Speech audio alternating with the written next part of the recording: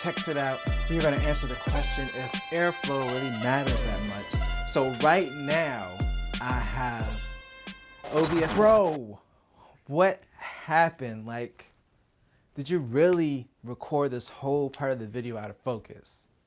Okay, so yeah, that happened. I recorded the whole first part of the video out of focus, so I was gonna do like a little mini unboxing, even though I already opened it, and talk about the fans. So yes, I got the 3-pack of the Antec Spark 120s. Maestro, find me a good shot from one of the other cameras that wasn't out of focus. Okay, that's as good as we're gonna get.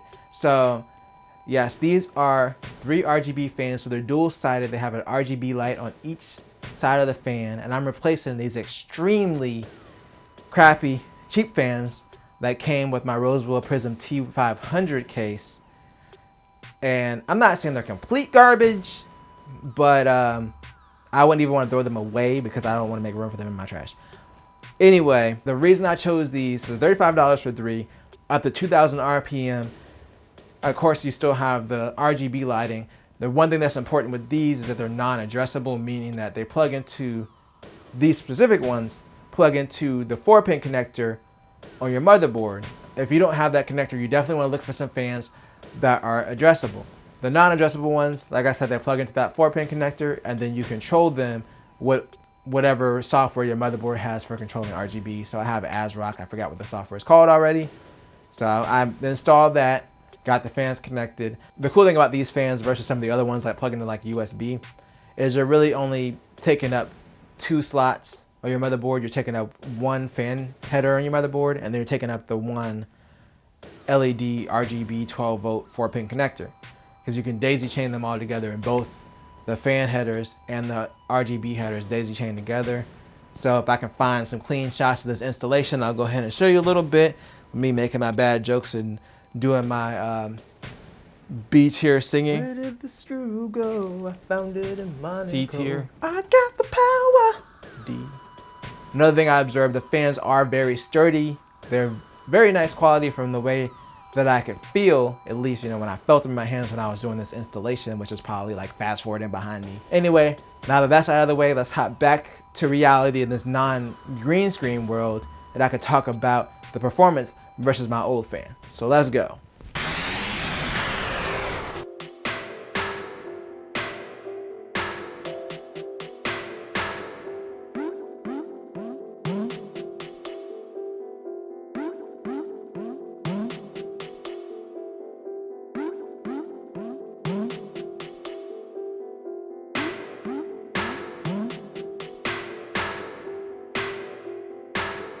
So I am back in a non-green screen world to tell you about these, the Antec Spark 120s.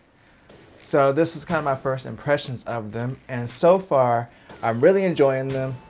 I didn't think they would make that much of a difference between the stock fans as far as cooling, just because this case has a really bad airflow design anyway. And I was right, but it did drop it about 2 to 3 degrees, which is still an improvement. And also I just hated not having any control over the fan speed, and those case fans, the original ones, ran very slow, so they really didn't add much as far as cooling. At least this does bring it down a few degrees. Now these aren't the quietest fans, so if you're looking for something quiet, these are more performance fans, and they definitely do perform. They put out quite a bit of air, and I'll go ahead and give you a little preview of how it sounds booting up, just going from ambient room noise to the fans being on.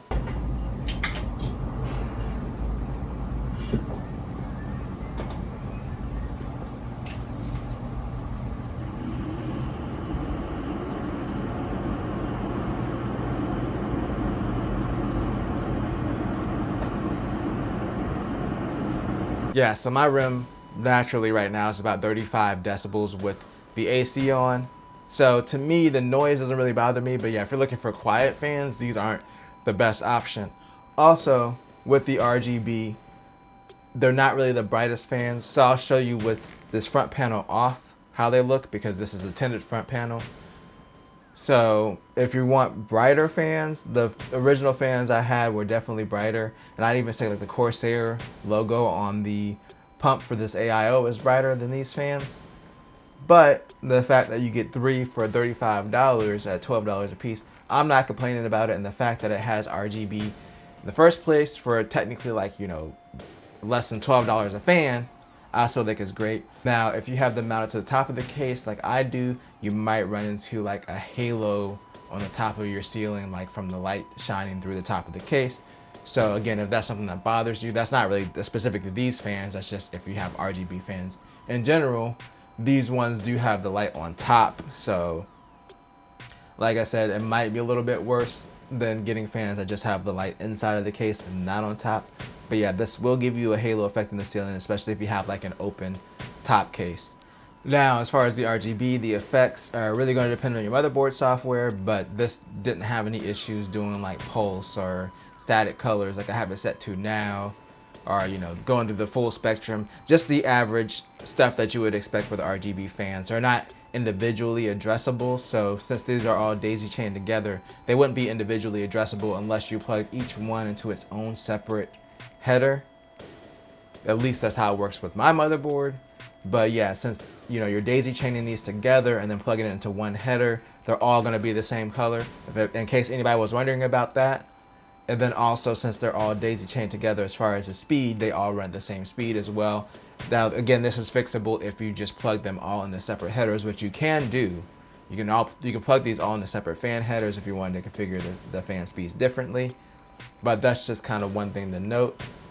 Other than that, like for $35 for 3 RGB fans, this is a great deal, especially if you're just looking for something to get better performance out of a case that you already have versus the stock fans that came with it. I think this is an excellent option.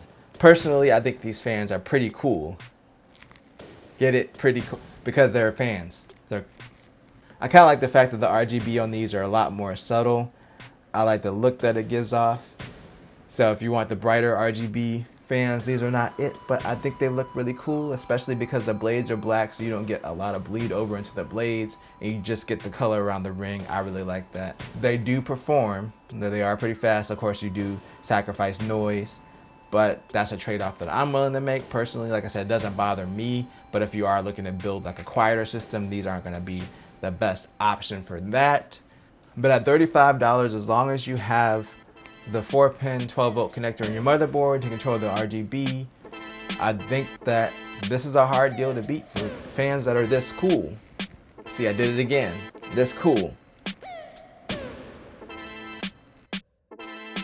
Anyway, if you enjoyed this video, make sure to tell a friend, tell a coworker, like, share, and subscribe, and always do at least 2 things at the same time. Peace. So cool. Me and these Antecs are just coolin'. I'ma call you Cool Mo RGB.